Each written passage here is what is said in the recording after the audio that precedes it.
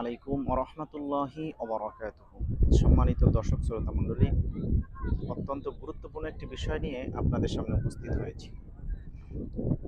মানুষের মৃত্যুর আগে যে 7টি কাজ করা একজন মুসলমানের জন্য অবশ্যই জরুরি। একজন মুসলমানের জন্য এই 7টি কাজ করা একেবারে একান্ত ফরজ। যেই 7টি কাজ আপনি যদি না করেন তাহলে সঠিক মুসলমানই হতে পারবেন না। এই 7টি কাজ আপনি যদি মুসলমান হন অবশ্যই আপনাকে করতে হবে। আসুন আমরা সেই 7টি কাজ জেনে নিই। 1 নাম্বার হলো আপনাকে অবশ্যই ঈমানকে মজবুত করতে হবে। মজবুত ঈমান ছাড়া আপনি খাঁটি মুসলমান হতে পারবেন না। বিশুদ্ধ ঈমান অবশ্যই আপনার ভিতরে থাকতে হবে যদি আপনি সত্যিকার মুসলমান হতে চান। 2 নাম্বার হলো আপনাকে আমল দিয়ে জীবনকে সাজাতে হবে। কারণ মানুষ মৃত্যুবরণ করার সাথে সাথে তার আমলের দরজা বন্ধ হয়ে যায়। আমল ছাড়া তার জিন্দেগি সুন্দর হয় না। কারণ কবরে, হাসরে, মিজানে, পুলসিরাতে সমস্ত জায়গায় আমল না থাকলে মুক্তির কোনো সম্ভাবনা নেই। আমলের মাধ্যমে কেবলমাত্র মুক্তির সম্ভাবনা রয়েছে। সেজন্য আমল দিয়ে আপনার জীবনকে সুন্দর করে সাজাতে হবে, তাহলেই কেবলমাত্র জান্নাত নসিব হয়ে যাবে। কারণ ইন্নাল্লাযীনা আমানু ওয়া আমিলুস সালিহাত কানাত লাহুম জান্নাতুল ফিরদাউসি নুজুলা। আল্লাহর কোরআন সাক্ষী। 3 নাম্বার, আপনাকে তাওবা করতে হবে। আপনার তামাম জীবনের গুনার জন্য, ছোট হোক বড় হোক, সমস্ত গুনার জন্য অনুতপ্ত হয়ে আল্লাহর কাছে ক্ষমা চাইতে হবে, আল্লাহর কাছে মাফ চাইতে হবে।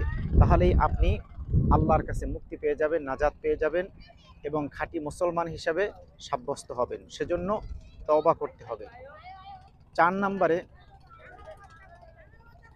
নাম্বারে যেই কাজটা করতে হবে সেটা হলো আপনাকে অবশ্যই 4 নাম্বারে আপনার হিসাব নিকাশ অর্থাৎ আপনার ওসিয়তগুলো লিখে রাখবেন, যাতে করে আপনার উত্তরাধিকারীরা সেগুলো যাচাই বাছাই করে সম্পদ দেনা পাওনা করতে পারে।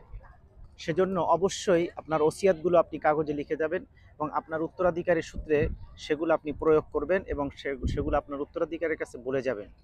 এটা হলো 4 নাম্বার বিষয়। 5 নাম্বার হলো মৃত্যুকে বেশি বেশি করে স্মরণ করা।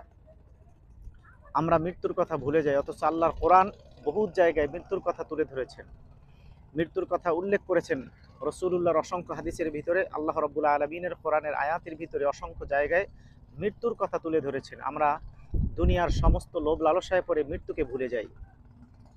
এই মৃত্যুকে স্মরণ করতে হবে অধিক পরিমাণে। 6